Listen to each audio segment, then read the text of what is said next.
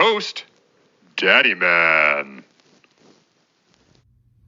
Hey there, Kitchen Newtons. It is Friday night. I am your favorite daddy man in the kitchen, and that can only mean one thing. That's right. It is time once again for Mutant Cafe. Welcome back to the kitchen. I am so happy you are joining us once again. I hope everyone is staying warm and safe in this cold, dark winter, and it is freezing here in Chicago, and it's snowing again. It's been snowing for weeks, it feels like. And so what a better time to break out one of my favorite winter recipes, and we've modified it just slightly because we saw that Shudder just released on February 24th, one of my absolute favorite 2020 horror films, The Dark and the Wicked. So we are going to be making Dark and Wicked beef shepherd's pie.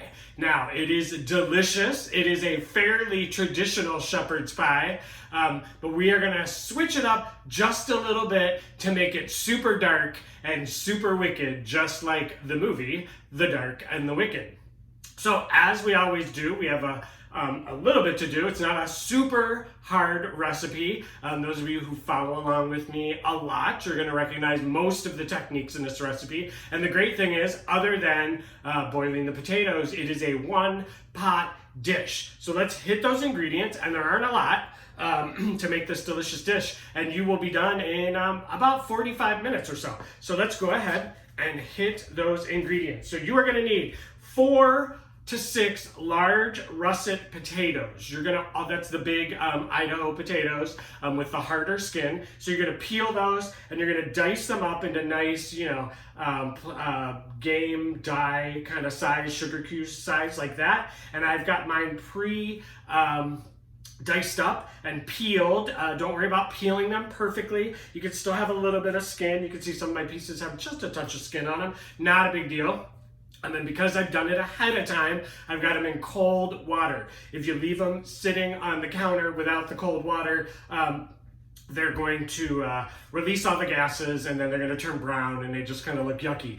Ultimately, they're going to be brown when they come out of the oven, but that's a completely different kind of brown. So go ahead and get those diced up and in some water if you haven't done so already, okay? You're also going to need a pot filled with salted boiling water. As you can see, this is steaming away and boiling, and really salt it up because potatoes are kind of bland, and so you want a little bit of salt in here. We're gonna cut back on the salt a few other places in the dish to compensate for all the salt there. Okay, so you also need 4 tablespoons of butter divided into 2 and 2, 2 tablespoons, 1 very large yellow onion. As you know, I like the Vidalia, and this especially, I would go with the Vidalia because it's got a lot of high sugar content in it, and that's going to caramelize the onions, which gives you the dark kind of, and wicked kind of flavor that we're going for in this dish. You're also going to need 1.5 pounds of ground beef. You could also go with a stewing beef if you would like. Just cut those into nice small chunks so they get all nice and cooked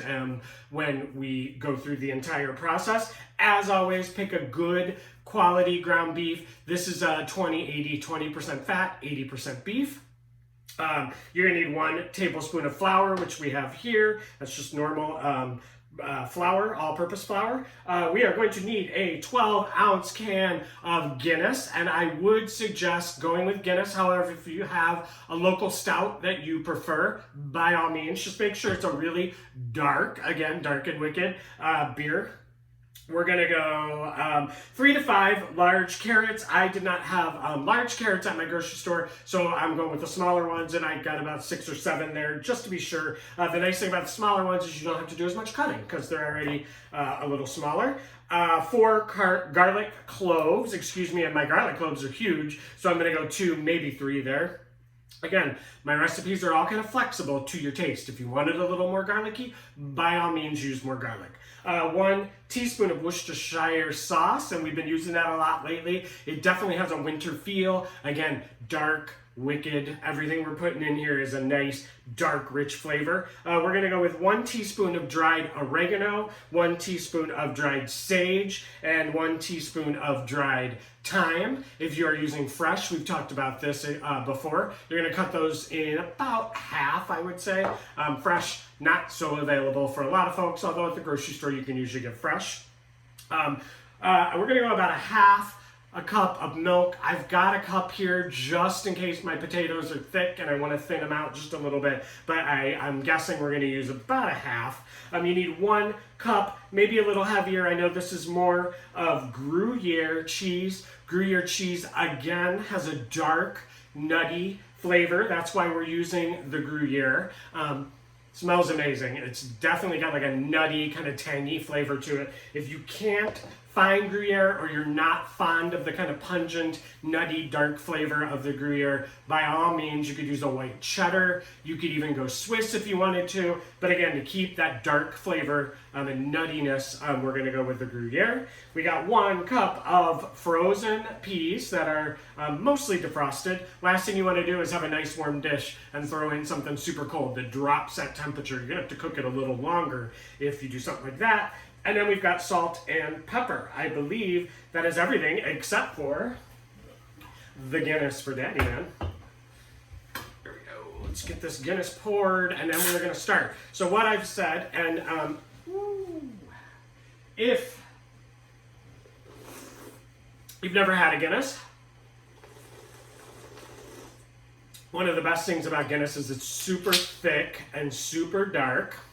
And when you pour it, these are really cool. I'm not going to try to pretend I know a lot about alcohol and beer. I like to drink alcohol and beer, but I'm not super familiar. I'll leave that to those of you out there like Monster Movie Happy Hour and Master Shake who do the different drinks. But this has some carbonation going on in it, as do all beers. But it has a little something in there that when you pop this can, it really pumps up the carbonation in it, and you should, if you poured it right, which I think I did, give you a nice thick head on that beer. So we'll let that sit for a second. I don't think that's exactly perfect. Pardon my pour or whatever, it's going to taste just as good. So we've got the really hot salted boiling water, and we're going to drain this cold water out because you don't want to drop the temperature of that water too much, at least. Potatoes are going to be kind of cold because they're sitting in cold water, but you don't want to put the cold water into the warm boiling water. All right, so very, very gently, always pour away from you anytime you're putting something into a hot liquid, hot oil, hot something like that. Never, go like this, because that's going to cause everything to splash up on you. If it does splash, have to splash away from you. All right. And bring that back up to a boil. I'm going to rinse this bowl out because we're going to use it again towards the end.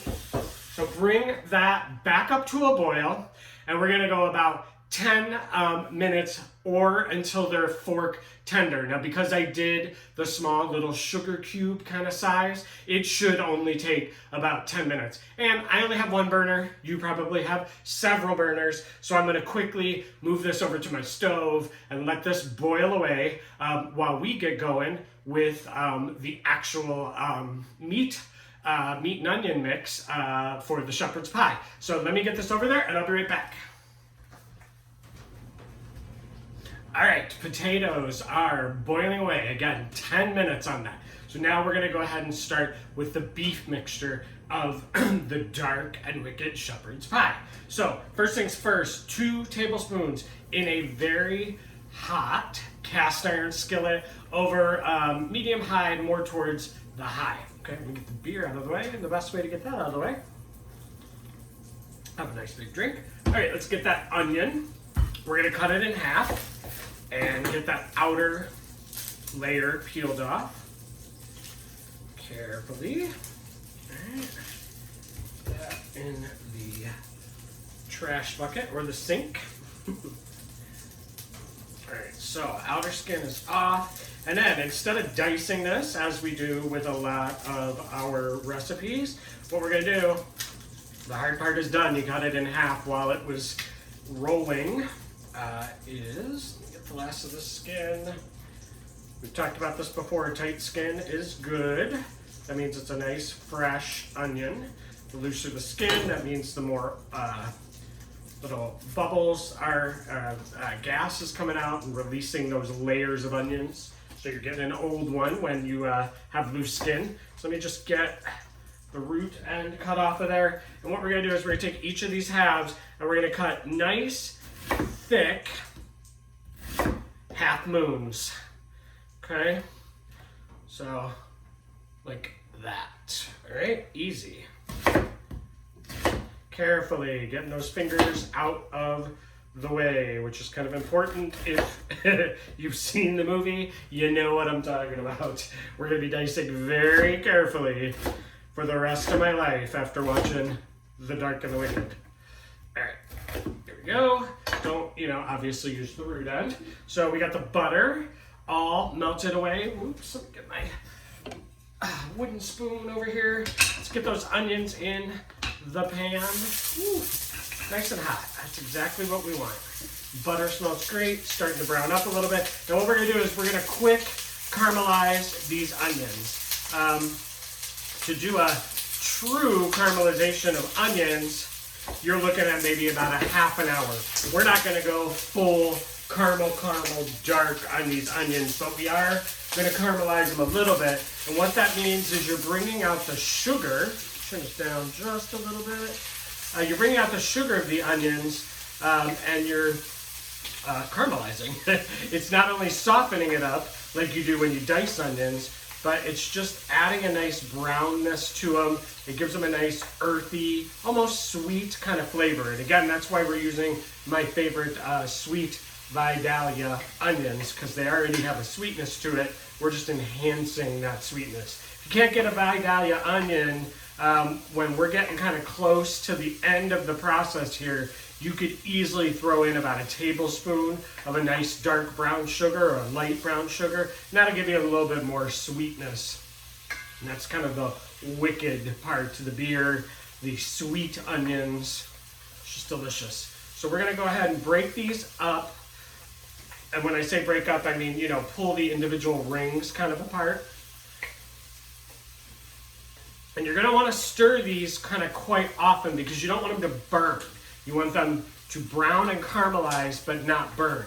But at the same time, you gotta kind of stop, which is hard for me, y'all know, a little bit to let them caramelize. If you're constantly moving them around, they're just gonna soften up and they're not gonna caramelize. So you want spread them out in that pan, get them nice and evenly spread, so you got as much onions touching the bottom of the pan as possible. All right, let's get to the carrots. We're gonna cut those up. And these again are small, kind of thin carrots, so I'm really not gonna have to do a lot of cutting lengthwise. This one's a little longer, so I'm gonna cut off the end, and at that thicker end, I'm just gonna about halfway, a third way, kind of cut in half. All right. But on these smaller ones, I'm just gonna leave them whole. There you go, my oven is preheated at 350. Good reminder in case I forgot to tell you. All right. So on these thicker ones, just, on the nub end, go about half. See what I'm doing there? There we go, about half. But leave the bottom kind of connected. All right, that'll help you in cutting. All right, again, not so much, maybe just a nub of that cut in half. All right, and I'm gonna start with these 4 carrots. You want about a cup of carrots, which is what you got going with your peas, so you can do a little comparison there. I'm gonna go one by one with these carrots, and I'm just gonna cut them into half moons, and don't forget to keep stirring your onions. They're already starting to brown. That butter helps them brown a lot. If you don't want to go butter, you're maybe trying to watch the waistline a little bit. You could always go olive oil, but butter gives it a nice flavor. We're not doing the butter in the potatoes. A lot of times when you make mashed potatoes, I don't know about y'all, but I put a lot of butter in it. We're not going butter there. So go ahead and splurge with the butter here. It just helps with the onions. All right. Those fingers tucked in. Again, seen the movie, you know what I'm talking about. cup of the carrots here. Speaking of the movie, The Dark and the Wicked, 2020, amazing film. Writer-director Brian Bertino. He was also the writer of The Strangers, which came out, like a decade ago. Great movie. Liv Tyler, Speedman. I'm really bad with names. The actor in that. Super scary movie. He's good at the scary. Let me tell you, this movie, great 2020 film. It was on my top 10 2020 films. I like the movies that don't, exactly tell you what's going on, but, it's just scary. It's slow, it's dark, it's just scary. It's a great flick. All right. Let's keep going here. And I am going to go check my potatoes here in a second. So we got these all cut. Yeah, I'd say that's about a cup. So see, even with those thinner carrots, it only took me about 4 of them. So these 2 I'm just going to go ahead and put aside. All right, let's keep stirring those onions. Kind of see the potatoes over there are doing good, boiling away. Don't overboil those potatoes. They'll just kind of shrink down to nothing and get super soggy and saturated. All right, so as you can see here, they're already starting to brown. Kind of see that. There we go. Whoops.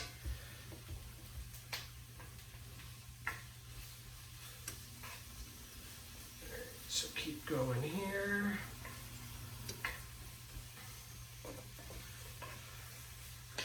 Yummy. Those onions smell amazing. I stopped talking because the onions smell so amazing. So we're going to go about 10 minutes, like I said, with that. So let's get a little Guinness going. So again, you don't want them to stick. The butter helps with that. You could go dry pan even with these if you really wanted to cut the fat. But again, I would put a little bit of fat in here.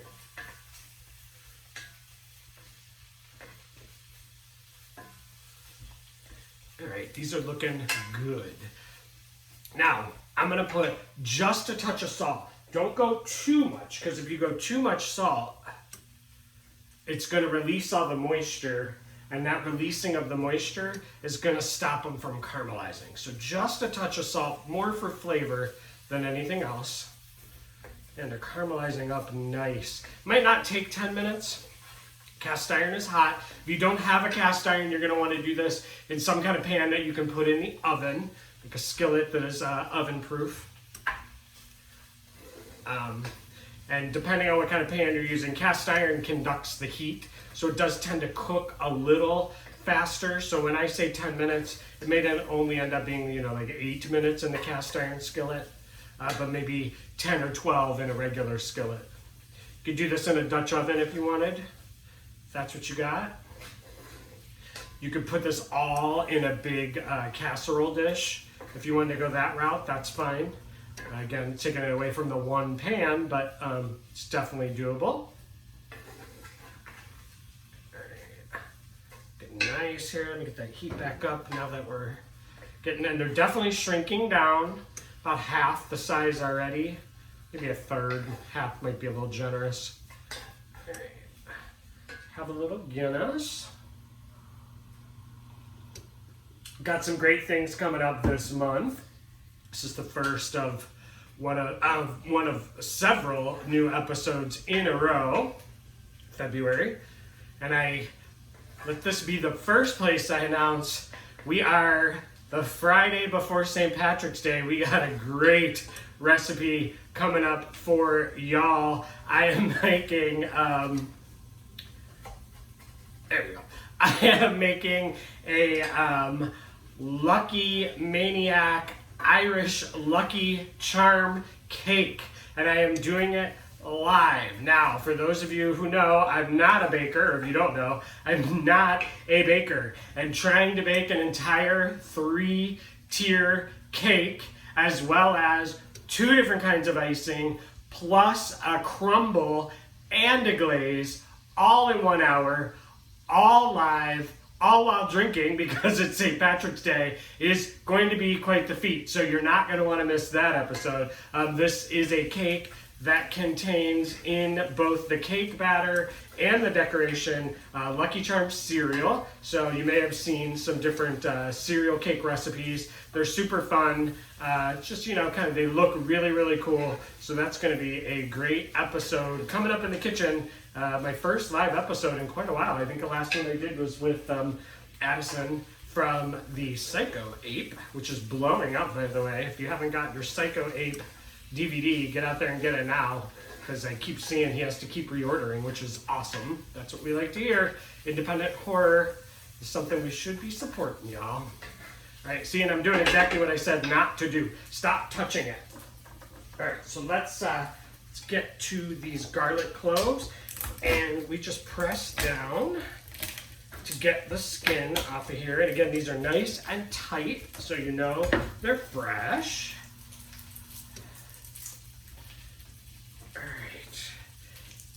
These peeled open here.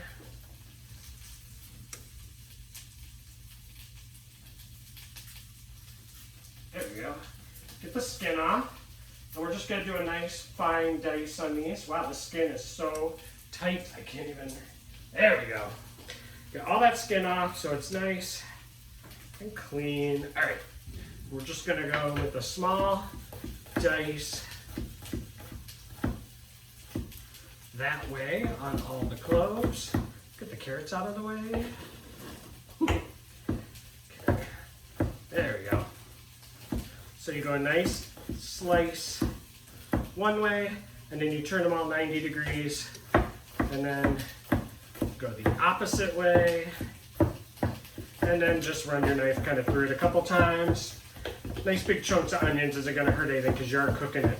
So, all right. Perfecto. And that is all the prep we need to do. Ta-da. Congratulations, you did it. All right. So let's get back to these onions and make sure they're not burning. All right, we're definitely getting a nice brown color on these onions. That's exactly what you're looking for. It's a little different than a regular or traditional shepherd's pie in that the onions are usually diced. I like these big sliced onions. And also I'm caramelizing the onions, and that's a little unusual. Usually you would put the onions in later when we put the carrots in. So we're just gonna go a couple more minutes on these. So next up, onions, 10 minutes, stir frequently. We did that. Okay, so next up is going to be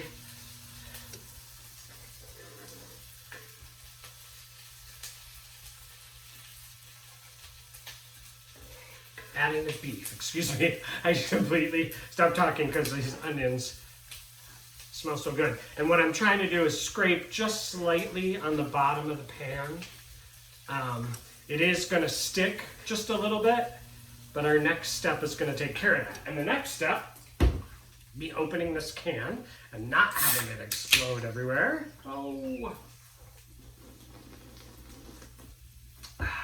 There we go. Okay, and we're just gonna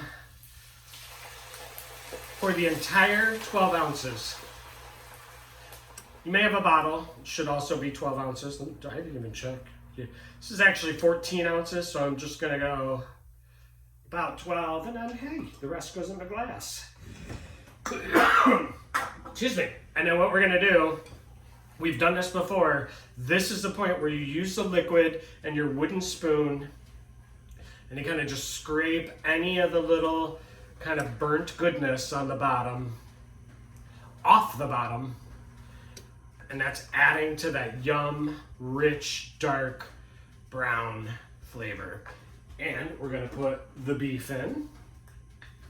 All right. We're gonna break that beef up.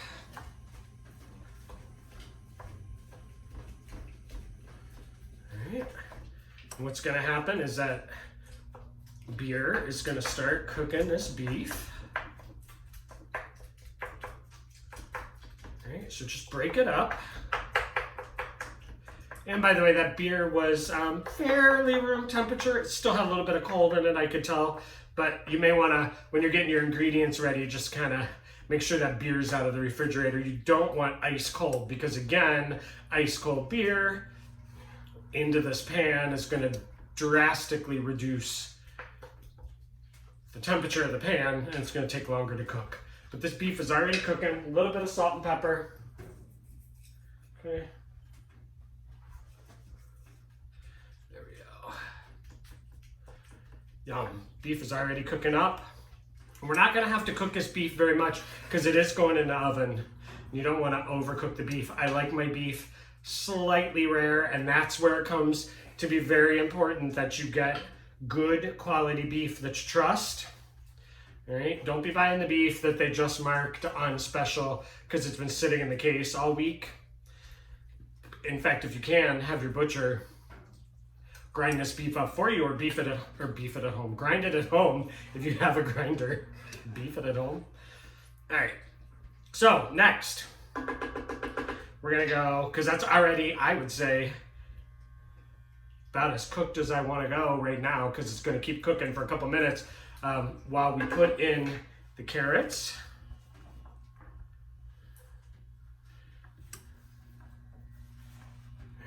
Carrots and the garlic. Okay. And you're going to go the Worcestershire sauce.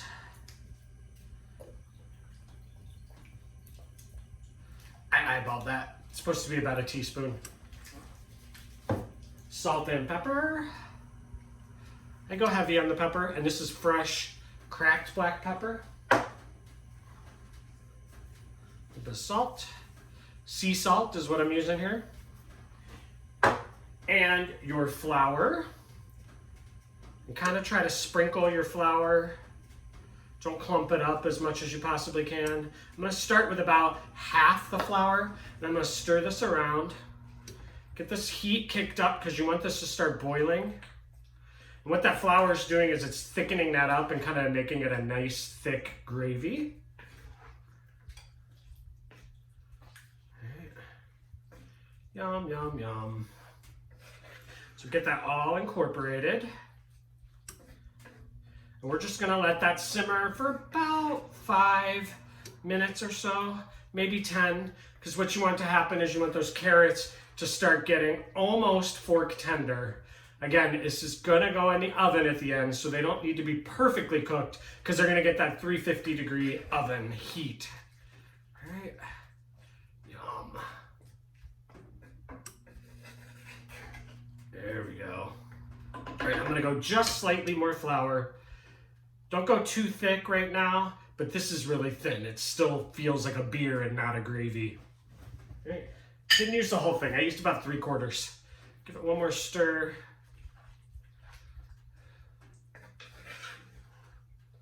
Man, that smells so good.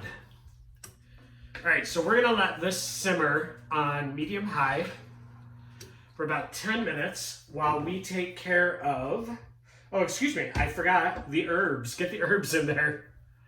Doot, doot, doot. There we go. Now we're gonna give it one more stir. All right. Perfect, there you go. That's what it smelled like. I was smelling it while I said it smelled delicious, which it does, but it didn't smell exactly like it was supposed to. It didn't have the herbs in it. Now we got it. That smells good. Perfect, perfect, perfect. All right, and it is starting to thicken up. That flour takes a little bit of time to thicken up. There we go. So good, y'all. And I think you can kind of see it. Look at that. The carrots are going to start cooking down. So again, just flatten it out, get it nice and even so it can start just simmering away while we take care of the potatoes. So let me go grab those. Some of these ingredients out of the way. And I will go grab the potatoes. Be right back. All right, I'm back with the potatoes. Let me get something. I don't want to burn my cutting board here. Now, the great thing, here's a tip, the great thing. Here's a tip. I use a pasta pot while I am boiling my potatoes. And the fun thing about that, or the nice thing about that, is it makes it unbelievably easy to drain. A pasta pot a lot of times comes with a colander in it, so you can just pull the pasta out. Well, why not do the exact same thing for your potatoes? So check this out. There we go. The potatoes are all up here. The hot water is staying right down there. You can just shake them like this and get them nice and dry, so all that starchy water gets out of the potatoes. Okay, put this down and we will take this and put it in a sink, and I'll grab a bowl for the potatoes. Alright, so we're gonna grab that same bowl that we had the potatoes in originally. We're just gonna pour these out. There we go. Excellente. Okay. Alright, so we're gonna take a hand mixer. You can definitely use just a potato masher if that's what you got. Make sure you're still stirring your beef and onion mixture, your dark and wicked beef. It smells so good. Wicked awesome. Those of you on the East Coast. Alright. Cool. Let's have a little beer. Y'all kept asking why I don't drink anymore on the episodes. It's because I pre-record during the day. When I do those live episodes, it's, 6 o'clock-ish for me, so it's cocktail time. When I do these recorded ones, it's during the day. That's why I don't drink anymore. But just for you, this Dark and Wicked movie scared the crap out of me. I need a little beer. Alright. Get these beaters in here. And this is where you're going to use your second tablespoon of butter. Boop. Alright. And we're going to use a little bit of this milk. So again, I have about a cup in here. I think we're only going to use about a half. So I'm going to start with about a third a cup. Okay? And then this is going to get noisy. Let's just do a little bit of pepper and just a tiny bit of salt. Again, I don't like to over salt this. You already had the salted water. So it's going to get loud for a second, but let's beat these up.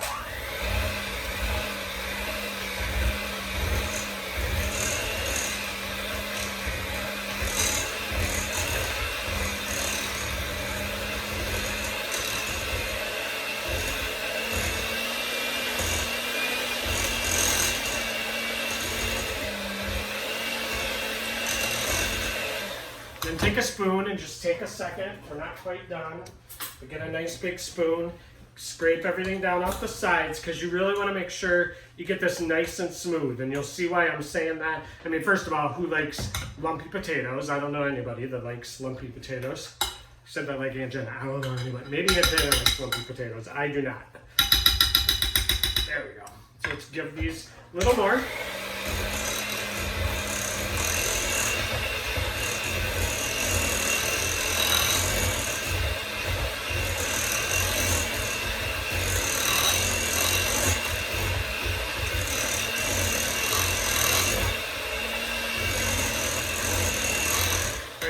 Time, let's just kind of scrape off the sides, scrape up the bottom, kind of give it a look.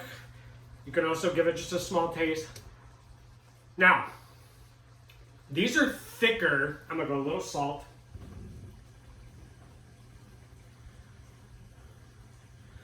These are, you want these a little thicker than you normally would go, a little pepper, with your potatoes. And I'll tell you why in 1 second. Just trust me, don't go running here because you're going to have a problem on the next step. Keep stirring these, and this is thickening up nicely. Yum. Oh. Oh. Look at that. So good. Let me grab a carrot here and see how we're doing. Now this is a nice small dice on those carrots, so yep, pretty close.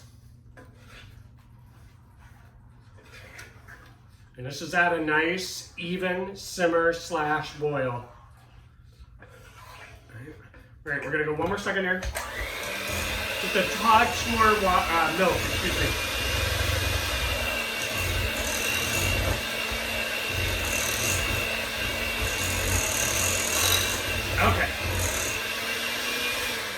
myself.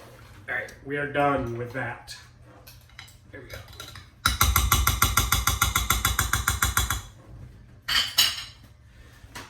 Now, you got a heavy cup. Get the potato off my beer. Beer in my belly.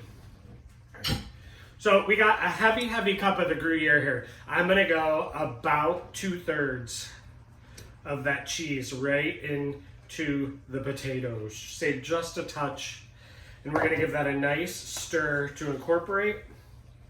Cheesy taters. Yum. And this is also thickening it up.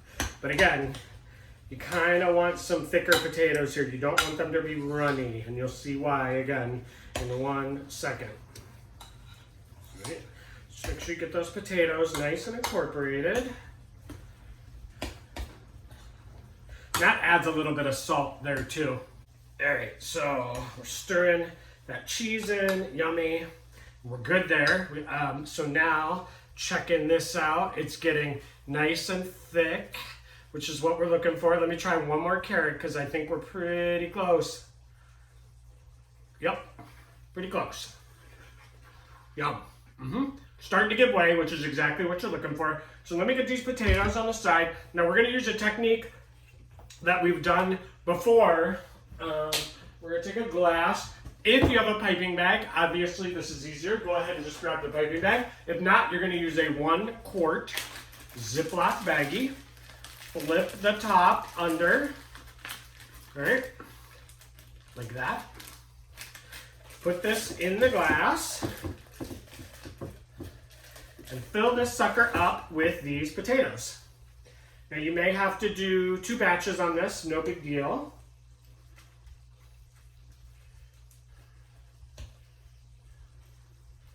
Okay, and then what you can do is kind of pull the top up. Keep filling it almost to the top. Yeah, I'm definitely gonna have to do 2 batches. If you have a gallon bag, you can do it in a gallon bag, but 2 batches is really not an issue here. All right, nice and full. Not overly full though, because you do need to close this up. All right, and in here we're gonna go peas. Again, room temperature, so you're not bringing down the temperature. Get that nice and stirred in there.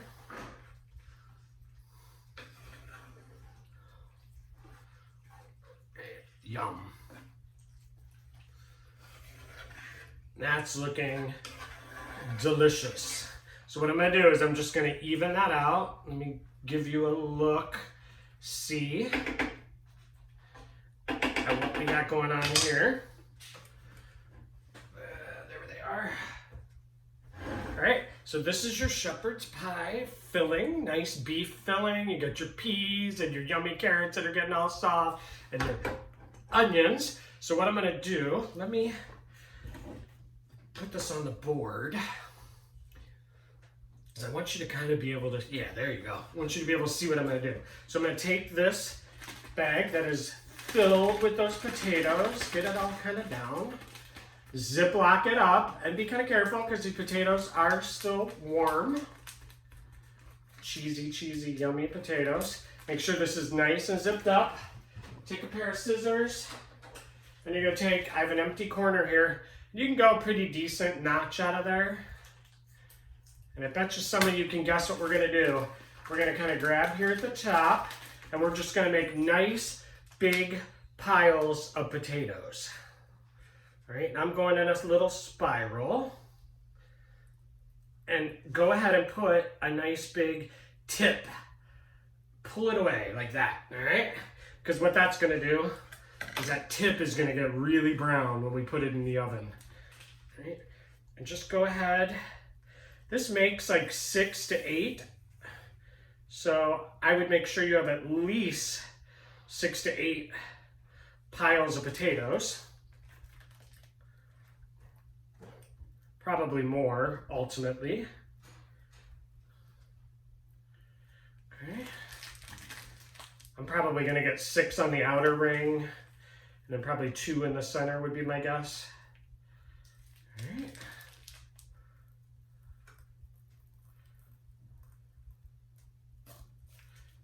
Ultimately, you want about 3 cups of potatoes. Let's do one more and then I'm going to fill this back up. You can kind of take a spoon, wherever that went, and just kind of gently round these out a little bit if you need to. Just make them look pretty. This is called Dark and Wicked, so, you know, it doesn't have to be pretty. I don't know if evil likes pretty. Maybe it does. Everybody likes pretty. All right, there we go.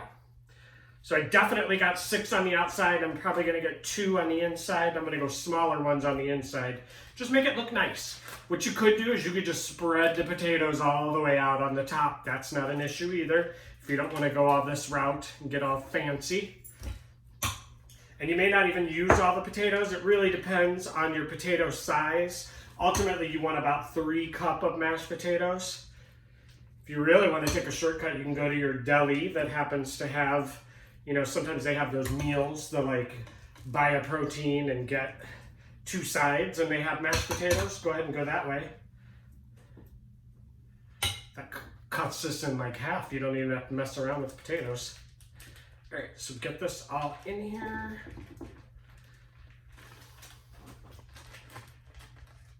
Seal it back up, and we're gonna do the last 2. Kitty. We've had a kitty sighting in the kitchen in quite a while.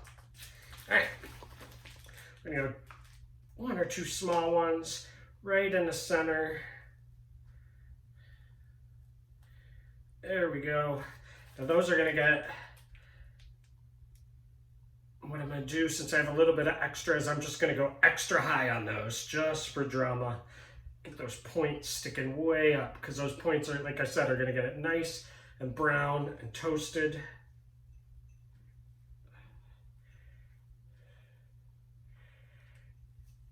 There we go. And finally, okay, if you need to, you can reposition those little bundles. I'm gonna move this one over just slightly. There we go. All right, finally, taters. We're gonna take that cheese that you saved and just hit the top of each of those. Just a little bit of that cheese.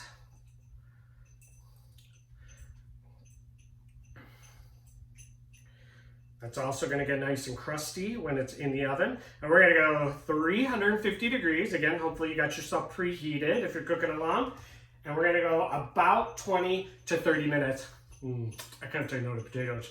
In the oven. So we're gonna go in the oven and I will see you shortly when it's done. All right, here we go. This is heavy.